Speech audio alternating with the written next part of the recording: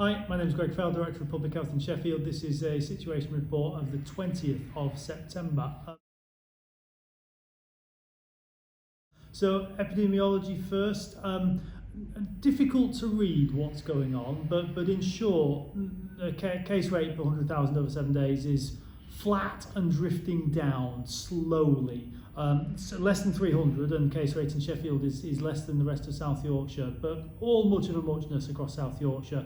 Flat, kind of going up, going down, oscillating gently, and the trend is pretty much the same in Sheffield and South Yorkshire as it is in the rest of the country. Hospital activity is also mostly flat at quite a high level. The NHS is under pressure, there's no two ways about that. Ambulance pressure is quite high, and primary care pressure is quite high, and it's important that we that bear with GPs that are trying to provide the best care that they can. Nothing much is going to make an impact on that other than extending the vaccination programme. When we continue to do that, it's worth me saying that the rate of new vaccinations is fairly flat now. We've got to sort of equilibrium with about 73, 74, maybe 75% of the adult population fully vaccinated. So we're in that space where we've got equilibrium with the virus, and nothing much is going to make a difference other than extending the vaccination programme, which we obviously will do. Mixing from school and work, so people going back to work and people going back to school and or university, will push the rates up a little bit. We've seen that with schools, it went up a bit and is now settling. I suspect university restarts will be the same. So I think the circulating virus is picking off those that have chosen not to be vaccinated, and there are still a lot of you out there that have chosen not to be vaccinated. The Delta virus, the Delta variant is very, very, very transmissible, and it will find people, and some of those will sadly come to harm, particularly those who have chosen not to be vaccinated. It is never too late. As I say, the rate of first dose is now flat. And we do need to push that up a little bit. We are extending the vaccination programme now, working with NHS colleagues to get into the 12 to 15 age cohort. And so people aged 12 to 15 will be invited, and I'd encourage all parents to think quite hard about whether or not they choose to get their children vaccinated.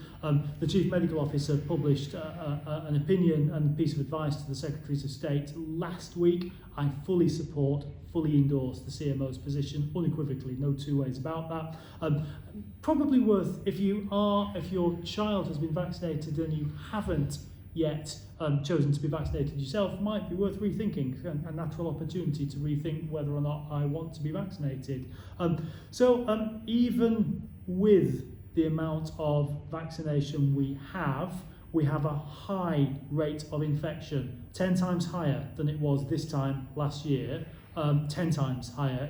If rates were this high this time last year, we would have gone into full lockdown. So that shows how much difference the vaccination programme has made on impact on serious illness and death. It's definitely fundamentally shifted that link. But we have a high rate. We have a high rate of transmission. We have a high rate of NHS and social care activity, as I say, not just hospital, although that is the obvious pinch point, but it's well beyond that. We could get back into the woods very deep, very, very quickly. It wouldn't take much. One, doubling of the circulating virus, and two, we'd be in very deep trouble very, very quickly. So whilst we all want this to be over, we definitely aren't out of the woods by a long stretch. Lots of people have asked me about what the trigger for Plan B is. The honest answer is I don't know, but as I say, I suspect it will be some combination of the NHS being in significant trouble, and not just COVID-related pressure, but all of the other stuff that will lead to pressure in the NHS. We're going into autumn. Autumn is usually a high pressure time for the NHS and social care. So the likely trigger for Plan B, as the Prime Minister has alluded to last week, will be something about the rate of cases high and the rate of increase in cases. And remember, they're 10 times higher than it was this time last year. So as I've said before, it can flip really, really quickly. What can I do? basic messages are unchanged, and you know I've said this before.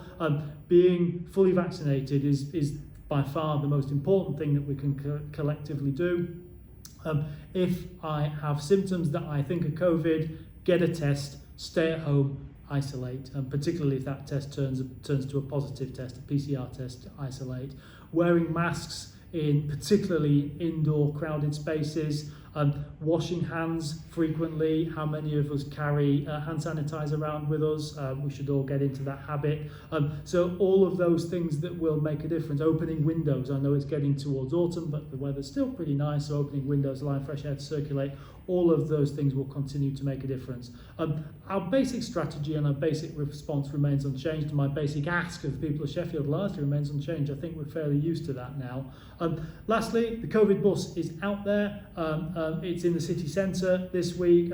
Thursday and Saturday it's at the Cathedral. Friday it's at Broome Hall. We're spending some time at the colleges, encouraging people to think about vaccination. So if you see the COVID bus out there, particularly around the city centre, go say hi, and they'll offer you any advice that you need.